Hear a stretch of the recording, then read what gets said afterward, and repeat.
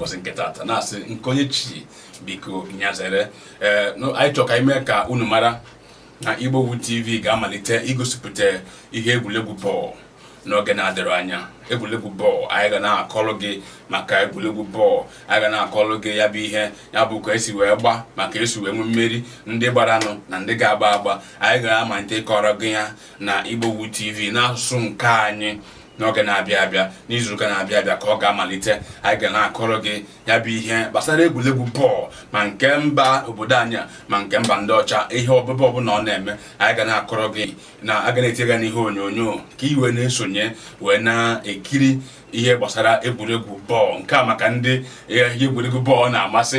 Anyị na-asị unu anwụ na ngwọ na nkwụ na-abịa. Anyị ji mmemme dị egwu, anyị ji mmemme kara aka wee na-abịa. Anyị ga na-akọrọ gị ya gbasara egwuregwu bọọlụ n'oge na-adịrị anya. Sonyere anyị n'Igbowood TV, sọskraịbụ anyị n'Igbowood TV maka nke nwa bụ nke anyị na gị, nke nwa bụ nke anyị ncha, nke nwa bụ nke anyị.